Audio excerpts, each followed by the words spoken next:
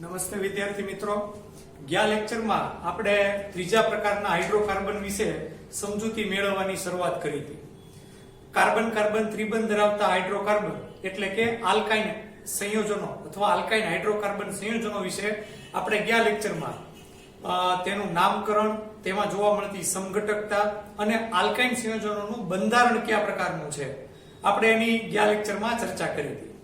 આજ આપણે આલ્કાઇન સંયોજનોની બનાવટ અને એના કેટલાક ગુણધર્મો વિશે સમજૂતી મેળવવાનો પ્રયત્ન કરીશું. સૌપ્રથમ આલ્કાઇન સંયોજનોની બનાવટ છે એ આપણે સમજીએ.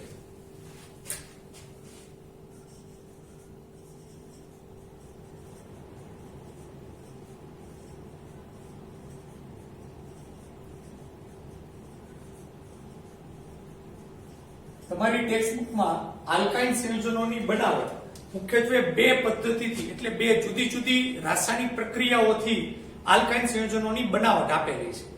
એમાં પહેલી જે બનાવટ છે એ છે કેલ્શિયમ કાર્બાઇડ સંયોજનમાંથી.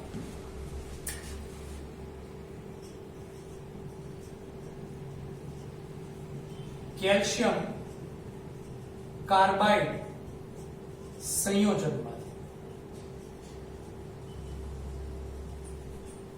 કેલ્શિયમ કાર્બાઇડ સંયોજન, પહેલા તો આપણે કેલ્શિયમ કાર્બાઇડ સંયોજનને બનાવવું પડશે. કેવી રીતે બનાવવામાં આવે આપણે પહેલા એની રાસાયણિક પ્રક્રિયા શીખવી પડશે. કેલ્શિયમ કાર્બાઇડ એમાં બે તત્વો છે, કેલ્શિયમ Ca તત્વ અને કાર્બાઇડ એટલે કાર્બન તત્વ. તો આપણે પહેલા તો કેલ્શિયમનું સંયોજન લઈએ.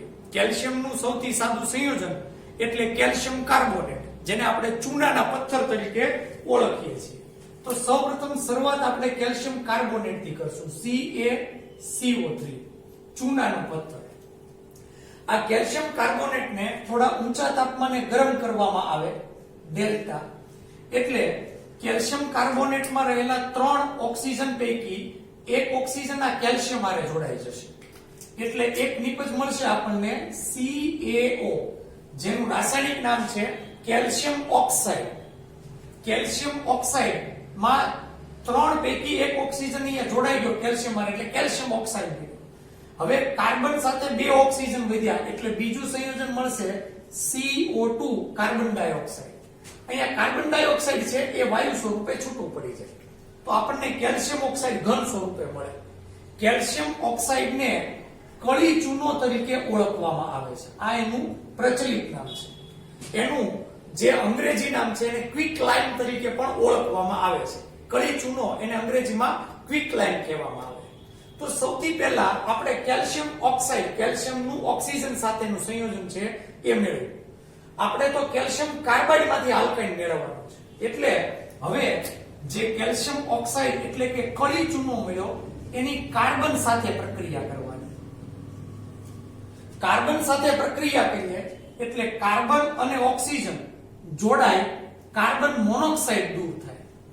ઘણા વિદ્યાર્થીઓએ ઓક્સિજન અને કાર્બન જોડાઈને કાર્બન મોનોક્સાઇડ દૂર કરે, બાકી એકલો કેલ્શિયમ વધે. કેલ્શિયમ નહીં પણ કેલ્શિયમય કાર્બન હારે જોડાય એટલે CaC2 આવું બીજું સંયોજન મળે.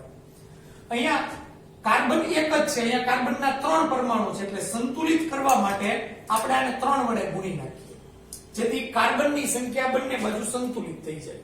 એટલે એનો અર્થ એમ થયો કે 3 કાર્બનના પરમાણુ પૈકી એક કાર્બન ઓક્સિજન હારે જોડાણો કાર્બન મોનોક્સાઇડમાં પરિવર્તિત થયો અને બાકીના 2 કાર્બન કેલ્શિયમ હારે જોડાણા એટલે કેલ્શિયમ કાર્બોનેટ મળ્યો. તો CaC2 એટલે કેલ્શિયમ કાર્બોનેટ, સોરી કાર્બાઇડ. તો આ રીતે કેલ્શિયમ કાર્બાઇડ મળે છે. હવે આપણો મેઇન ધ્યેય આલ્કાઇન સંયોજન મેળવવાનો છે અને આલ્કાઇન સંયોજન આપણે કેલ્શિયમ કાર્બાઇડમાંથી મેળવવાનું છે. તો કેલ્શિયમ કાર્બાઇડ તો મળ્યો એટલે એને લખીને કે CaC2 કેલ્શિયમ કાર્બાઇડ. એની પાણીના અણુ સાથે પ્રક્રિયા કરીએ, H2O, એમાંથી એની પાણી સાથેનું મિશ્રણ કરીએ તો કેલ્શિયમ એ પાણી સાથે પ્રક્રિયા કરી CaOH ટ્વાઇસ કેલ્શિયમ હાઇડ્રોક્સાઇડમાં પરિવર્તિત થશે. કેલ્શિયમ હાઇડ્રોક્સાઇડ એનું રાસાયણિક નામ છે, તમને બધાને ખ્યાલ છે, અગાઉના ધોરણમાં શીખી ગયા છો. અથવા એનું નામ ફોડેલો ચૂનો પણ છે. આગળ કાર્બન અને હાઇડ્રોજન એ બંને પ્રક્રિયા કરે એટલે એનાથી બીજી જે નિપજ મળે C2H2 એટલે કે 2 કાર્બન અને 2 હાઇડ્રોજન વાળી નિપજ મળે. યાદ કરો ઇથાઇન નું સૂત્ર CH ટ્રિપલ બોન્ડ CH, જેમાં 2 કાર્બન અને 2 હાઇડ્રોજન હતા, એટલે આ ઇથાઇન નું આણ્વીય સૂત્ર છે, આપણને ઇથાઇન નિપજ મળે છે. એસિટિલિન પણ એનું નામ છે. તો આ રીતે આપણે કેલ્શિયમ કાર્બોનેટની પાણીના અણુ સાથે પ્રક્રિયા કરીએ એટલે કેલ્શિયમ પાણીના અણુ સાથે પ્રક્રિયા કરી કેલ્શિયમ હાઇડ્રોક્સાઇડમાં પરિવર્તિત થશે અને કાર્બન પાણીના અણુ સાથે હાઇડ્રોજન સાથે પ્રક્રિયા કરી ઇથાઇનમાં પરિવર્તિત થશે. હાઇડ્રોજનની સંખ્યા બંને બાજુ આપણે બેલેન્સ કરવી પડશે. હાઇડ્રોજન તમે ગણો તો અહીંયા 2 અને અહીંયા 2, ટોટલ 4 હાઇડ્રોજન. અહીંયા 2 જ હાઇડ્રોજન છે તો આને 2 વડે ગુણી નાખીએ એટલે 4 હાઇડ્રોજન થઈ ગયા. ઓક્સિજનની સંખ્યા 2, જે અહીંયા આગળ 2 ઓલરેડી છે, તો એ રીતે ઓક્સિજન પણ બેલેન્સ છે. તો આ રીતે આપણે કેલ્શિયમ કાર્બાઇડમાંથી ઇથાઇલ સંયોજન છે એ મેળવી શકીએ છીએ. આની 3 રાસાયણિક પ્રક્રિયાઓ યાદ રાખવાની. આ રાસાયણિક પ્રક્રિયાઓ પ્રક્રિયા પૂર્ણ કરવામાં MCQ માં પૂછાય છે, એટલે આ રાસાયણિક પ્રક્રિયાઓ છે તમે વધુ સરસ રીતે યાદ પણ રાખી શકો છો. ત્યાર પછી બીજી મેથડ છે વિઝિનલ ડાયલાઇન. વિઝિનલ ડાયલાઇનમાંથી સંયોજન.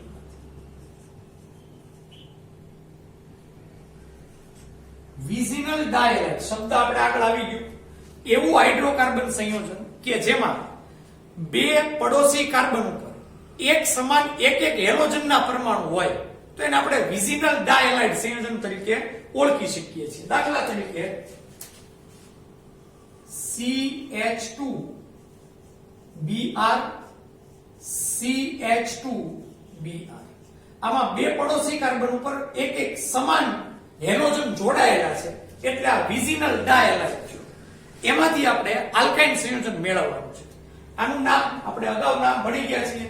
પહેલા અને બીજા 2 કાર્બન ઉપર બ્રોમિન છે એટલે આપણે લખશું 1,2 ડાયબ્રોમો અને એક 2 કાર્બન ની શૃંખલા અને એકલ બંધ છે એટલે ઇથેન. તો 1,2 ડાયબ્રોમો ઇથેન છે. હવે આમાંથી આપણે આલ્કાઇન સંયોજન મેળવવા માટે એની KOH સાથે પ્રક્રિયા કરવાની. પોટેશિયમ હાઇડ્રોક્સાઇડ આલ્કોહોલિક લેવાનું છે એટલે એ લખી નાખીએ આલ્કોહોલિક KOH. યાદ કરો આલ્કીન સંયોજનમાં આપણે આ પ્રક્રિયા આવી ગઈ. જ્યારે આપણે વિઝિનલ ડાયલાઇડની આલ્કાઇલ હેલાઇડની આલ્કોહોલિક KOH સાથે પ્રક્રિયા કરતા હતા ત્યારે યાદ કરો એ બીટા વિલોપન પ્રક્રિયા અથવા ડિહાઇડ્રો હેલોજિનેશન પ્રક્રિયાથી આપણને આલ્કીન મળતું હતું. તો પહેલામાં આપણે આલ્કીન જ મળશે. કઈ રીતે? સિમ્પલ છે. અહીંથી K અને અહીંથી Br પેલા જોડાય કે Br દૂર થઈ જશે, પોટેશિયમ બ્રોમાઇડ. અહીંયા આલ્ફા કાર્બન ઉપરથી હેલોજન દૂર થયો તો બીટા કાર્બન ઉપરથી હાઇડ્રોજન H અને અહીંથી આ OH, એક હાઇડ્રોજનો 2 ને એક હાઇડ્રોજન અને એક OH દૂર થઈ જશે -H2O સ્વરૂપે.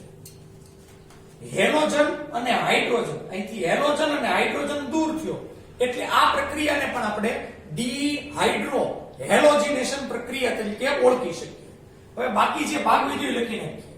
અહીંયા CHBr વધ્યું, CHBr અને આલ્ફા કાર્બન ઉપરથી બ્રોમિન દૂર થયું એટલે CH2 વધ્યું. આલ્ફા અને બીટા 2 કાર્બન ઉપરથી એક પરમાણુ સમૂહ દૂર થયો, અહીંથી હેલોજન બ્રોમિન અને અહીંથી હાઇડ્રોજન એટલે બંને કાર્બનની એક સંયોજકતા ઘટી એટલે નવો પાઈ બંધ રચાશે. તો આ રીતે આપણને પહેલા તો એક પ્રકારનું આલ્કીન હેલાઇડ સંયોજન મળશે. આપણે તો આલ્કાઇન સંયોજન મેળવવાનું છે એટલે હજી અહીંથી હેલોજન અને હાઇડ્રોજન દૂર કરવો છે. તો સાહેબ ફરીવાર એક KOH આને પ્રક્રિયા કરી નાખો, નહીં થાય પ્રક્રિયા. આલ્કોહોલિક KOH એ મોટે ભાગે આલ્કેન આરે પ્રક્રિયા કરે જે કાર્બન કાર્બન એકલ બંધ હોય. હવે આ તો દ્વિબંધ છે એટલે હવે આની પ્રક્રિયા કરવામાં આવે છે એક નવા પ્રક્રિયક સાથે NaNH2. આ સંયોજનનું નામ તમારે યાદ રાખવાનું છે. NaNH2 નું નામ છે સોડામાઇડ. સોડામાઇડ. સોડા લાઇમ ની સોડા લાઇમ જુદી વસ્તુ હતી. એ NaOH અને CaO નું મિશ્રણ હતું. આપણે અગાઉ ભણી ગયા ડીકાર્બોક્સિલેશનમાં. આ છે સોડામાઇડ, જેનું સૂત્ર NaNH2 થાય છે. પ્રક્રિયા એકદમ સિમ્પલ છે. સમજીએ આપણે પ્રક્રિયા. સોડિયમ ધાતુ એ હંમેશા હેલોજન હારે પ્રક્રિયા કરે, એટલે અહીંયા Br હારે પ્રક્રિયા કરે, -NaBr દૂર થઈ જશે, સોડિયમ બ્રોમાઇડ. હવે અહીંથી બ્રોમિન દૂર થયો, તો હવે અહીંથી હાઇડ્રોજન, અહીંથી એક હાઇડ્રોજન અને આ NH2 સાથે જોડાઈ જશે. અહીંથી એક હાઇડ્રોજન NH2 હારે જોડાઈ જાય એટલે NH2 માં એક હાઇડ્રોજન ઉમેરાય, NH3 એમોનિયા વાયુ દૂર થઈ જશે. તો આ રીતે બ્રોમિન અને હાઇડ્રોજન ને દૂર કરવા હવે બીજા સ્ટેપમાં આપણે સોડામાઇડ સંયોજન લેવાનું છે. હવે બાકીનો જે ભાગ વધ્યો એ લખી નાખીએ. અહીંયા CH અને અહીંયા પણ CH, એટલે CH ડબલ બોન્ડ CH. અહીંથી પણ એક હેલોજન, અહીંયાથી એક પરમાણુ દૂર થયો અને એક આ કાર્બન ઉપરથી પરમાણુ દૂર થયો, એટલે બંને કાર્બનની એક એક સંયોજકતા ઘટી, એટલે અહીંયા ત્રિબંધ રચાશે, આપણને ઇથાઇન સંયોજન મળશે. તો આ બીજી રીત વિઝિનલ ડાયલાઇડમાંથી. આ બે સ્ટેપની પ્રક્રિયા છે. પહેલા આલ્કોહોલિક કેવોઇડ સાથે પ્રક્રિયા કરો, હાઇડ્રોજન અને હેલોજન દૂર થશે, અને બીજી વાર સોડામાઇડ હારે પ્રક્રિયા કરો, એમાં પણ હાઇડ્રોજન અને હેલોજન દૂર થશે. એટલે આ પ્રક્રિયાને ડીહાઇડ્રોહેલોજિનેશન પ્રક્રિયા કહેવામાં આવે છે. ડી એટલે દૂર થવું, ડીહાઇડ્રોહેલોજિનેશન પ્રક્રિયા તરીકે ઓળખવામાં આવે છે. તો આપણે બે જુદી જુદી રીત ભણ્યા, જેના દ્વારા આપણે આલ્કાઇન સંયોજનો છે એ બનાવી શકીએ. હવે આપણે ચર્ચા કરીએ આલ્કાઇન સંયોજનોના ગુણધર્મો. સૌથી પહેલા આલ્કાઇન સંયોજનોના ભૌતિક ગુણધર્મોની ચર્ચા કરીએ.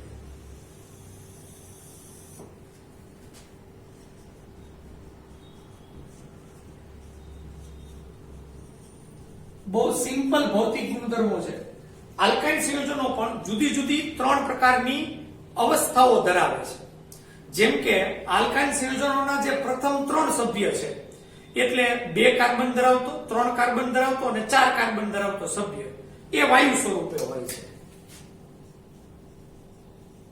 પ્રથમ 3 સભ્યો વાયુ સ્વરૂપે, એટલે C2 થી C4 સુધીના 2 3 4. ત્યાર પછીના 8 સભ્યો એ પ્રવાહી સ્વરૂપે હોય છે. પછીના 8 સભ્યો એ પ્રવાહી સ્વરૂપે હોય છે, અને ત્યાર પછીના બધા જ ઘન સ્વરૂપે હોય છે. પછીના બધા જ સભ્યો ઘન સ્વરૂપે હોય છે. આના ઉપરથી એક બાબત આપણે જોઈ શકીએ કે આલ્કાઇન સંયોજનોમાં જેમ કાર્બનની સંખ્યા વધતી જાય એમ એની ભૌતિક અવસ્થા પણ બદલાતી જાય છે. વાયુમાંથી પ્રવાહી અને પ્રવાહીમાંથી ઘન સ્વરૂપમાં એ રૂપાંતરિત થતા હોય છે. સૌથી સાદો આલ્કાઇન એટલે કે પ્રથમ સભ્ય ઇથાઇન એ લાક્ષણિક વાસ ધરાવતો વાયુ છે. ઇથાઇનની લાક્ષણિક વાસ હોય છે, જ્યારે બાકીના બધા જ આલ્કાઇન ઇથાઇન સિવાય એની કોઈ પણ જાતની વાસ હોતી નથી, એટલે કે વાસવિહીન હોય છે. રંગવિહીન તો છે જ, અને સામાન્ય રીતે એ પાણીમાં અદ્રાવ્ય હોય છે. બધા જ આલ્કાઇન વાસવિહીન, રંગવિહીન હોય છે. આલ્કાઇન સંયોજનો છે એમાં થોડા પ્રકારની નિર્બળ ધ્રુવીયતા જોવા મળે છે, જે આલ્કેનમાં અને આલ્કીનમાં જોવા નથી મળતી. નિર્બળ ધ્રુવીયતા એ કેવી રીતે નિર્બળ ધ્રુવીયતા જોવા મળે છે એ આપણે આની પછીનો મારે એક ટોપિક તમને સમજાવવાનો છે આલ્કાઇન સંયોજનોમાં, એમાં હું ચર્ચા કરીશ કે કેવા પ્રકાર કઈ રીતે એમાં ધ્રુવીયતા છે એ શક્ય બને છે. આલ્કેન અને આલ્કીનમાં કોઈ પણ જાતની ધ્રુવીયતા નથી. નિર્બળ ધ્રુવીયતા છે, એટલી પ્રબળ ધ્રુવીયતા નથી. આલ્કાઇન સંયોજનો એ સામાન્ય રીતે પાણીમાં અદ્રાવ્ય હોય છે, એટલે કે પાણીમાં મિશ્રિત નથી. પણ બીજા કેટલાક કાર્બનિક સંયોજનો જેમ કે બેન્ઝીન, પછી કાર્બન ટેટ્રાક્લોરાઇડ અને ઈથરમાં દ્રાવ્ય હોય છે. તો આ થઈ ગયા આલ્કાઇન સંયોજનોના ભૌતિક ગુણધર્મ. એક વધારાનો ભૌતિક ગુણધર્મ જે આલ્કેન અને આલ્કીનને પણ લાગુ પડતો હતો. આલ્કાઇન સંયોજનોમાં પણ આણ્વીય દળ વધે એમ એના ગલન બિંદુ અને ઉત્કલન બિંદુ સાથે ઘનતામાં વધારો જોવા મળે છે, જે આપણે આલ્કેન અને આલ્કીનમાં પણ ભણી ગયા. આણ્વીય દળ વધે તેમ તેનું ગલન બિંદુ અને તેનું ઉત્કલન બિંદુ વધે છે. એ શા માટે આપણે ભણી ગયા? આંતરાણવીય આકર્ષણ બળ વધે અને આંતરાણવીય આકર્ષણ બળના લીધે અણુઓ એકબીજાની નજીક આવે, જેના કારણે એના ગલન બિંદુ અને ઉત્કલન બિંદુમાં વધારો થતો જાય છે. સાથે ઘનતા પણ વધે છે. આમ તો આણ્વીય દળ વધે એટલે ઘનતામાં વધારો થાય એ ખ્યાલ આવે. શાખી આલ્કીન આલ્કાઇનમાં શું હોય એ આપણે આલ્કેન અને આલ્કીનમાં જે ભણ્યા એ જ વસ્તુ અહીંયા લાગુ પડે છે. જેમ શાખા વધતી જાય એમ એના ઉત્કલન બિંદુમાં ઘટાડો થતો જાય છે. શા માટે એ પણ આપણે ભણી ગયા છીએ અગાઉ, એટલે એની બહુ ડિટેલમાં ચર્ચા નથી કરતો. તો આ થઈ ગયા આલ્કાઇન સંયોજનોના ભૌતિક ગુણધર્મો. બહુ સિમ્પલ ગુણધર્મો છે. હવે આપણે ચર્ચા કરીએ આલ્કાઇન સંયોજનોના રાસાયણિક ગુણધર્મો.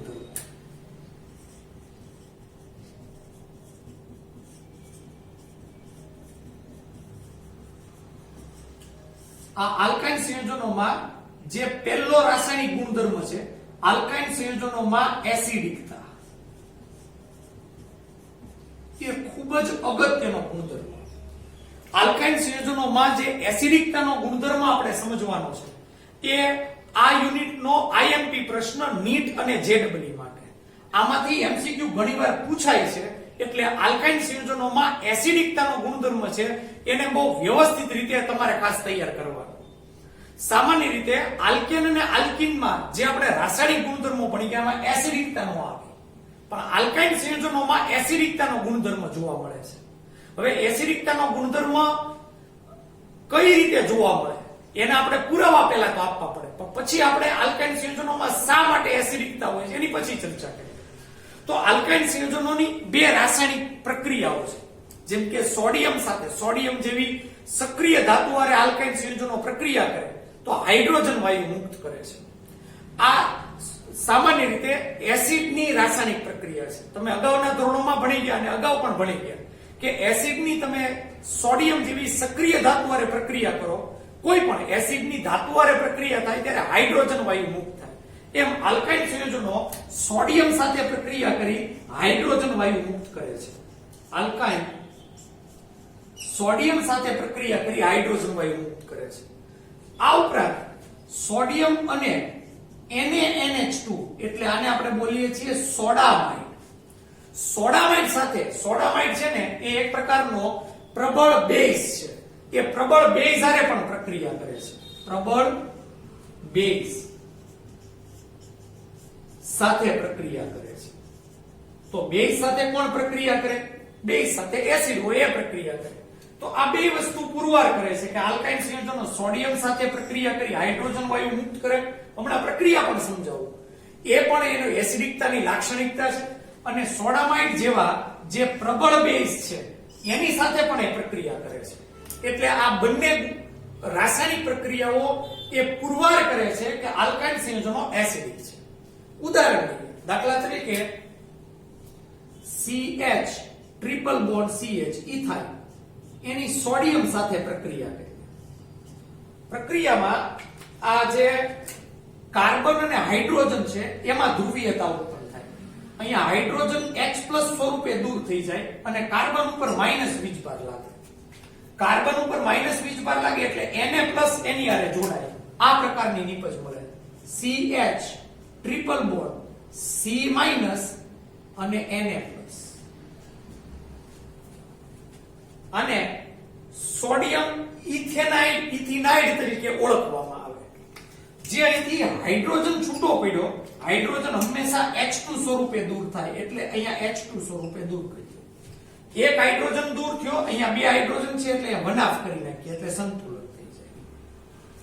ઓકે, તો આપણે ચર્ચા કરી હતી કે આલ્કાઇન સંયોજન સોડિયમ હારે પ્રક્રિયા કરી હાઇડ્રોજન વાયુ મુક્ત કરે. જે અહીંયા આગળ હાઇડ્રોજન વાયુ એને મુક્ત કર્યો એ પ્રક્રિયા દ્વારા પુરવાર થાય. જ્યાં સુધી ત્રિબંધ ધરાવતા આલ્કાઇન સંયોજન સાથે હાઇડ્રોજન જોડાયેલો છે ત્યાં સુધી એ સોડિયમ હારે પ્રક્રિયા કરી હાઇડ્રોજન વાયુ મુક્ત કરે. જેમ કે અહીંયાથી હાઇડ્રોજન દૂર થઈ ગયો, હજી આ હાઇડ્રોજન બાકી છે, એટલે આની હજી સોડિયમ હારે આગળ પ્રક્રિયા શક્ય છે. સોડિયમ સાથે પ્રક્રિયા કરો એટલે એ જ રીતે અહીંથી C- અહીંથી H+, આ C- અને Na+ જોડાય છે. C- અને Na+, ટ્રિપલ બોન્ડ C, બાકીનો ભાગ C- Na+ એમનો બે સોડિયમ છે એટલે ડાયસોડિયમ ઇથિનાઇડ તરીકે એને ઓળખવામાં આવે છે. ડાયસોડિયમ ઇથિનાઇડ સંયોજનનું નામ તમારે યાદ રાખવું પડશે. હવે જે હાઇડ્રોજન અહીંથી દૂર થયો એ આગળની જેમ H2 સ્વરૂપે જ દૂર થશે, એટલે અહીંયા લખી નાખીએ H2 સંતુલિત કરવા વનાફ વડે ગુણી નાખીએ. તો આ રીતે તમે જોઈ શકો છો કે આલ્કાઇન સંયોજનોમાં જે કાર્બન કાર્બન ત્રિબંધ છે ધરાવતા કાર્બન છે એની સાથે જો હાઇડ્રોજન જોડાયેલો હોય તો એ સોડિયમ હારે પ્રક્રિયા કરી હાઇડ્રોજન વાયુ મુક્ત કરે છે, જે સૂચવે છે કે એ એસિડિક ગુણધર્મ ધરાવે છે. હવે એની સોડામાઇડ સાથે પ્રક્રિયા કરીને આપણે વધુ ડિટેલમાં એની એસિડિકતા છે એનો પુરાવો આપીએ. તો સોડામાઇડ સાથેની પ્રક્રિયા CH triple bond CH ethyne. આપણે ઇથાઇન ને બદલે નવો આલ્કાઇન લઈએ એટલે વધુ ખ્યાલ આવે. CH3 C triple bond CH. આ 3 કાર્બન ધરાવતો મેં આલ્કાઇન લીધો છે. નામ સંયોજનનું પ્રોપાઇન. ખાસ આપણે જે આલ્કાઇન લઈએ સોડિયમ સાથેની કે સોડામાઇડ સાથેની પ્રક્રિયા માટે એ એવો આલ્કાઇન હોવો જોઈએ કે જેમાં કાર્બન ત્રિબંધ ધરાવતા કાર્બન સાથે હાઇડ્રોજન જોડાયેલો હોય. જેમ કે અહીંયા ત્રિબંધ ધરાવતા કાર્બન હારે બે હાઇડ્રોજન છે, અહીંયા પણ જો ત્રિબંધ ધરાવતા આ કાર્બન સાથે હાઇડ્રોજન નથી, આ કાર્બન હારે હાઇડ્રોજન છે, એટલે મિનિમમ ત્રિબંધ ધરાવતા કાર્બન હારે એક હાઇડ્રોજન તો હોવો જ જોઈએ, તો જ એની પ્રક્રિયા થશે. એની સોડામાઇડ સાથે પ્રક્રિયા વત્તા NaNH2. સોડામાઇડ સંયોજનનું નામ યાદ રાખજો. પ્રક્રિયામાં એ અહીંયા પહેલા તો આ C- અને અહીંયા H+ છે એ દૂર થઈ જશે. નાઇટ્રોજન ઉપર અબંધકારક ઇલેક્ટ્રોન યુગ્મ હોય આ NH2 માં, એટલે H+ છે એ આ અબંધકારક ઇલેક્ટ્રોન યુગ્મ મેળવે. આ NH2 માંથી આ નાઇટ્રોજનના અબંધકારક ઇલેક્ટ્રોન યુગ્મ મેળવે એટલે આ H આ NH2 હારે જોડાય સંયોજન બનાવશે NH3 એમોનિયા વત્તા H+ દૂર થઈ ગયો એટલે આની ઉપર C- CH3 C triple bond C- આવશે. અહીંયા Na+ એની હારે જોડાઈ જશે. આનું નામ સોડિયમ, જેમ અહીંયા આગળ નામ આપણે ઇથિનાઇડ નામ આપ્યું છે, અહીંયા પ્રોપાઇન નિપજ મળશે. તો આ રીતે આલ્કાઇન સંયોજન એ સોડામાઇડ સાથે પણ પ્રક્રિયા આપે છે. સોડામાઇડ એ પ્રબળ બેઝ છે, તો એનો અર્થ એમ થયો કે આ બેઝ છે અને આ એસિડ છે, એની હારે પણ પ્રક્રિયા આપી અને આપણને નિપજ મળે છે. આ સોડિયમ પ્રોપિનાઇડ એક પ્રકારનો ક્ષાર છે જેમાં ધન આયન અને ઋણ આયન બંને છે. ક્ષારમાં સામાન્ય રીતે ધન અને ઋણ આયન હોય, જેમ કે NaCl તો Na+Cl- ધન અને ઋણ આયન હોય. તો આ એક પ્રકારની પ્રક્રિયાથી આપણે પુરવાર કરી શકીએ કે આલ્કાઇલ સંયોજનો સામાન્ય રીતે એસિડિક ગુણધર્મ ધરાવે છે. હવે શા માટે આલ્કાઇલ સંયોજનો એસિડિક ગુણધર્મ ધરાવે એ ની આપણે ચર્ચા કરવાની છે. એની માટે આલ્કાઇલ સંયોજનોમાં જે સંકરણ છે એ ખૂબ અગત્યનો ભાગ ભજવે છે. આલ્કાઇલ સંયોજનો એટલે કાર્બન કાર્બન ત્રિબંધ ધરાવતા સંયોજનો. એમાં sp સંકરણ છે. sp સંકરણ એટલે એમાં એક s કક્ષક અને p કક્ષક 1:1 ના પ્રમાણમાં હોય, જેનો અર્થ એમ થાય કે એમાં s કક્ષકની લાક્ષણિકતા 50% છે, એટલે 50% s કક્ષક અને 50% p કક્ષક 1:1 પ્રમાણ. એ લખી નાખું s કક્ષકની લાક્ષણિકતા કેટલા ટકા, તો કે 50% છે.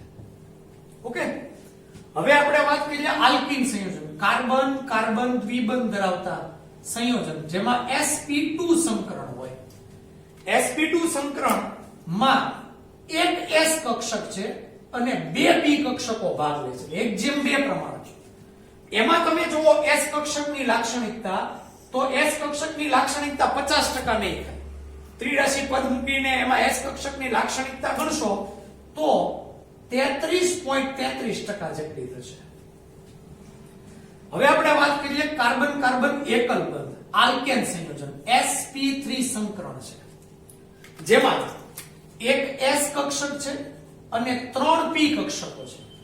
એટલે 4 કક્ષકો પૈકી S કક્ષક માત્ર એક જ છે, તો એમાં S કક્ષકની લાક્ષણિકતા ઘટીને 25% થઈ જશે. હવે આ ત્રિરાશી પદ મૂકીને આવડે હો તમને, જો આ કઈ રીતે ત્રિરાશી પદ મૂકવાનું તમને સમજાવું, તમે 50% કેવી રીતે આવી પણ સમજી શકો. કુલ 2 કક્ષકો, એક S અને એક P કક્ષક, એટલે 2 કક્ષકો, એટલે લખવાનું 2 કક્ષકોમાંથી એક S કક્ષક, 2 A એક S, કારણ કે આપણે S કક્ષકની લાક્ષણિકતા ની ટકાવારી લખી છે. 2 કક્ષકોમાંથી એક S કક્ષક, તો 100 એ કેટલા એમ કરો એટલે તમને 50% મળી જશે. ઈ જ રીતે આમાં ટોટલ 3 કક્ષકો છે, એક S અને 2 P, એટલે 3 પૈકી એક S કક્ષક, તો 100 એ કેટલા, તો 33.33 આવશે. અને અહીંયા 4 પૈકી એક S કક્ષક, તો 100 એ કેટલા, એટલે 25% આવશે. આમાં આપણે જોઈ શકીએ કે જે આલ્કાઇલ સંયોજનો છે એમાં S કક્ષકની લાક્ષણિકતા સૌથી વધારે છે, જો 50%, પછી આલ્કીનમાં 33.33 ને આલ્કેનમાં 25% જેટલી ઘટી જાય છે. એટલે આપણે સૌથી પહેલા તો આ લખી શકીએ, આલ્કાઇનમાં S કક્ષકની લાક્ષણિકતા સૌથી વધુ છે. આ S કક્ષકની લાક્ષણિકતાને કારણે એમાં ખાસ પ્રકારની ધ્રુવીયતા સર્જાય છે. જો આ રીતે carbon hydrogen triple bond carbon. Okay, હવે આમાં જે બંને કાર્બન છે એ sp સંકરણ ધરાવે છે. હવે આ sp સંકરણમાં S કક્ષકની લાક્ષણિકતા એ સૌથી વધારે 50% જેટલી છે, જેના કારણે અહીંયા જે કાર્બન હાઇડ્રોજન વચ્ચેનો જે બંધ છે એ કાર્બન હાઇડ્રોજન વચ્ચેનો બંધ એ ધ્રુવીય બને છે. એટલે કે આ કાર્બનનો પરમાણુ, ત્રિબંધ ધરાવતો કાર્બનનો પરમાણુ એ બંધના 2 ઇલેક્ટ્રોન મેળવવા પ્રયત્ન કરશે. પરિણામે અહીંથી આ હાઇડ્રોજન H+ સ્વરૂપે દૂર થઈ જશે. જેવો આ કાર્બન ઉપરથી હાઇડ્રોજન H+ સ્વરૂપે દૂર થઈ જાય એટલે કાર્બન આ પાઈ બંધના ઇલેક્ટ્રોન મેળવે એના ઉપર ઋણ વીજભાર લાગે. જો ધ્રુવીયતા ઉત્પન્ન થઈ. સામાન્ય રીતે સંતુલન વાળા યુનિટમાં તમે શીખશો કે કોઈ પણ સંયોજનમાંથી કોઈ પણ સંયોજન જ્યારે H+ આયનને દાન કરે અથવા H+ આયનને મુક્ત કરે તો એને એસિડિક કહેવાય. તો આ રીતે અહીંયા આગળ આપણે કહી શકીએ કે કાર્બન હાઇડ્રોજન બંધ નબળો પડવાથી બંધના બંને ઇલેક્ટ્રોન કાર્બન મેળવે, જેથી H+ દૂર થાય. ધ્રુવીયતા પણ સર્જાય છે, જેનો જવાબ તમને અહીંથી મળી ગયો શા માટે ધ્રુવીય છે. અને સાથે સાથે H+ આયન દૂર થાય એટલા માટે એસિડિક ગુણધર્મ આપણે કહી શકીએ છીએ. તો આલ્કાઇલ સંયોજનો શા માટે એસિડિક છે એ આપણે કહી શકીએ. આની ઉપરથી આપણે એસિડિકતાનો એક ક્રમ લખી શકીએ. ખૂબ અગત્યની વસ્તુ નીટ જેડબલઈ માટે એસિડિકતાનો ક્રમ. સૌથી પહેલા આપણે વિચાર કરીએ તો જેમ S કક્ષકની લાક્ષણિકતા ઘટતી જાય એમ એસિડિકતા ઘટતી જાય. આલ્કાઇલમાં સૌથી વધુ S કક્ષકની લાક્ષણિકતા એટલે એસિડિકતા વધારે, આલ્કીનમાં એના કરતા ઓછી એટલે એની એસિડિકતા એના કરતા ઓછી, અને આલ્કેનમાં S કક્ષકની લાક્ષણિકતા સૌથી ઓછી તો સૌથી ઓછી એસિડિકતા. તો આના ઉપરથી આપણે એસિડિકતાનો ક્રમ છે એ આ પ્રમાણે લખી શકીએ. કાર્બન કાર્બન ત્રિબંધ સૌથી વધુ એસિડિક, કાર્બન કાર્બન દ્વિબંધ એના કરતા ઓછો એસિડિક, અને કાર્બન કાર્બન એકલ બંધ એની એસિડિકતા સૌથી ઓછી. એક બીજો પણ આપણે ક્રમ લખી શકીએ માત્ર આલ્કાઇલ સંયોજનો માટે. આલ્કાઇલ સંયોજનોમાં જે ત્રિબંધ ધરાવતા કાર્બન છે એની સાથે જેટલા હાઇડ્રોજનની સંખ્યા વધારે એટલી એની એસિડિકતા વધારે. જેમ કે CH triple bond CH ethyne, ઇથાઇનમાં તમે જુઓ તો ત્રિબંધ ધરાવતા કાર્બન સાથે 2 હાઇડ્રોજન છે. ત્યાર પછી હું અહીંયા આગળ લખું CH3C triple bond CH propyne. પ્રોપાઇનમાં તમે જુઓ તો ત્રિબંધ ધરાવતા કાર્બન સાથે માત્ર એક જ હાઇડ્રોજન છે. હું ત્રિબંધ ધરાવતા કાર્બનની ચર્ચા કરું છું. આ ત્રિબંધ ધરાવતો કાર્બન નથી એટલે એના હાઇડ્રોજનને આપણે ધ્યાનમાં નથી લેવાના. એસિડિક એવો જ હાઇડ્રોજન ધરાવશે કે જે ત્રિબંધ ધરાવતા કાર્બન હારે જોડાયેલો હોય. અહીંયાથી H+ નહીં દૂર થાય એટલે અહીંયા 2 હાઇડ્રોજન, અહીંયા એક જ હાઇડ્રોજન. એટલે જેમ હાઇડ્રોજનની સંખ્યા વધારે અને એસિડિકતા વધારે તો ઇથાઇનની એસિડિકતા વધારે, પ્રોપાઇનની એના કરતા ઓછી. ત્રીજું એક બંધારણ લઈએ CH3C triple bond C CH બ્યુટ 2I. બ્યુટ 2I માં તમે જુઓ કે ત્રિબંધ ધરાવતા કાર્બન હારે એક પણ હાઇડ્રોજન નથી. હાઇડ્રોજન ન હોય તો H+ આયન દૂર નથી થવાનો એટલે એની એસિડિકતા એ પ્રોપાઇન કરતા પણ ઓછી છે. તો આ રીતે એસિડિકતાનો આધાર S કક્ષકની લાક્ષણિકતા ઉપર છે કે કેટલા ટકાવારી છે એના આધારે, અને સાથે સાથે એસિડિકતાનો બીજો આધાર એ ત્રિબંધ ધરાવતા કાર્બન સાથે કેટલા હાઇડ્રોજન જોડાયેલા છે એના આધારે પણ એની એસિડિકતાનો ક્રમ છે એ નક્કી થતો હોય છે. તો આ એસિડિકતા આધારે ઘણી બધી વાર MCQ નીટ JEE માં પૂછાય છે. એટલે ખાસ આ એસિડિકતા બાબતે તમારે વ્યવસ્થિત રીતે એ સોલ્વ કરવાનું અને એને વ્યવસ્થિત રીતે તમે સમજો તો તમને વધુ ખ્યાલ આવશે. આ રીતે આપણે આજે જે ચર્ચા કરી આલ્કાઇન સંયોજનોની, એમાં આપણે આલ્કાઇન સંયોજનોની બનાવટ, એના ભૌતિક ગુણધર્મો અને એમાં પહેલો રાસાયણિક ગુણધર્મ આલ્કાઇન સંયોજનોની એસિડિકતા થોડો આપણે ડિટેલમાં સમજ્યા. ટેક્સ્ટ બુકમાં એટલું બધું નથી પણ મેં થોડું વધારે તમને ડિટેલમાં સમજાવ્યું છે. એ રીતે આપણે સમજૂતી મેળવી. આવતા લેક્ચરમાં આપણે આલ્કાઇન સંયોજનોના જે બીજા કેટલાક રાસાયણિક ગુણધર્મો છે એની ચર્ચા કરશું.